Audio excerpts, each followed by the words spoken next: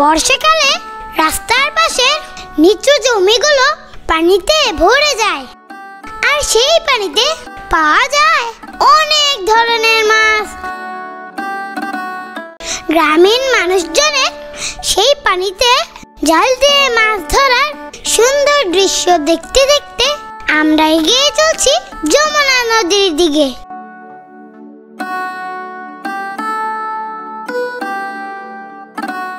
গ্রামীণ সৌন্দর্যতা দেখতে দেখতে আমরা চলে এসেছি টাঙ্গাইল জেলার ভরপুর উপজেলার গোবিন্দাসী যমুনা নদীর পাড়ে। যমুনা নদীর কুল ঘেঁষে নির্মিত এই বেড়িবাঁধে পরিবেশটা অসাধারণ। এক পাশে নদী, অপর পাশে সারি সারি সবুজ গাছপালা। দৃশ্যটা যত দেখছি ততই ভাল লাগছে।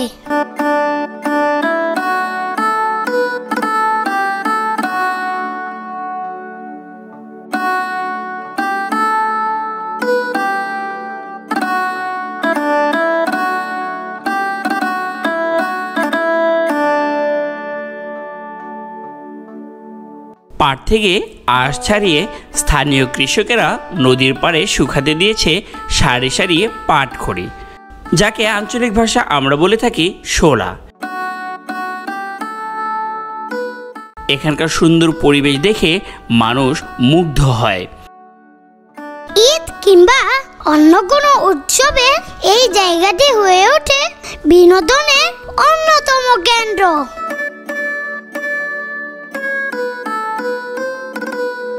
আশেপাশে বিভিন্ন জায়গা থেকে অনেক মানুষ এখানে ঘুরতে আসে, বন্ধু কিংবা আত্মীয় স্বজন নিয়ে।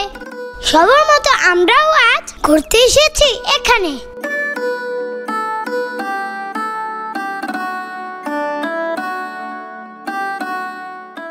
যমুনার পানি দেখতে এসে এখন আমরা এখানে পিকনিক করব, কারণ এখানে একটু পানি নেই, বরং ঘুরে বেড়ানোর জায়গা আছে। আব্বু আমাকে রোজায় নিয়ে আসে নাই, ইফতার করাই নাই, সেজন্য এখন আমরা মুড়ি ভর্তা খাবো। Let's go.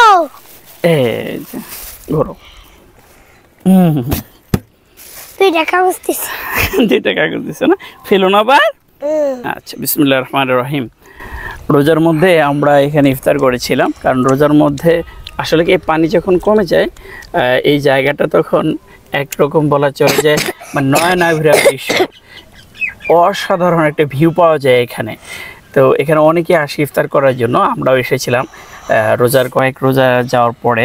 এরপর ঈদের দিনে আসছিলাম, ঈদের দিনে সুলতানও আসছিল, তখন এই থেকে আরেকটু বোধহয় জায়গা ছিল। আমার বোনও আসছিল। হ্যাঁ, ওর বোনও আসছিল। আর তখন শুধু আমরা না, এখানে অসংখ্য মানুষ ঈদের মধ্যে, এছাড়াও বিভিন্ন যে ওকেশন থাকে, বিভিন্ন বন্ধের দিন থাকে, তখন কিন্তু এই জায়গাগুলোতে অনেক মানুষজনই আসে ভ্রমণের জন্য। কিছুদিন আগেও এইগুলো জায়গা সব মানে পানিতে ডুবে গেছিলো, তলে গেছিলো, কিন্তু এখন কিন্তু আপনি এগুলোতে পানি নাই, এই যে সব চর জেগে গেছে এবং নদীর মাঝে যে চরগুলো ছিল সব চর জেগে গেছে। আমরা নদীর মাঝখানে দেখতে পাচ্ছি অনেক চর, অনেক বাড়িঘর যেখানে মানুষ বসবাস করতেছে। যদি বাইক না নিয়ে আসতাম তাহলে হয়তো নৌকা করে আমরা এখন চরে যেতাম, বাট যেহেতু বাইক নিয়ে এসেছে, বাইক রাখার ওইরকম কেউ নাই, সেহেতু আমরা আসলে চরে যেতে পারছি না। নেক্সট একটা সময় আমরা অটো ভারী সেই ধরনের কিছু নিয়ে আসব, তখন আমি সুলতানকে নিয়ে নৌকা করে চরেও যাব এবং নৌকাতে আপনি যমুনা নদীতে ঘুরে বেড়াবো। আজকে সেই সময়টা নেই।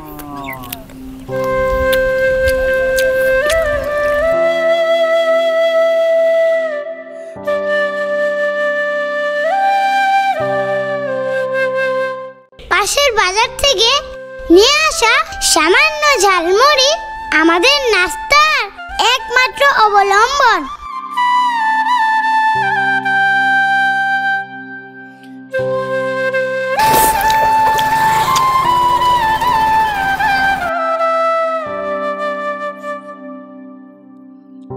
ভিডিওটি আপনাদের কেমন লাগলো অবশ্যই কমেন্ট করে জানাবেন, আর বেশি বেশি লাইক, কমেন্ট ও শেয়ার করবেন। আজকের মতো এখানে বিদায়। আপনারা সবাই ভালো থাকবেন, সুস্থ থাকবেন। আসসালামু আলাইকুম।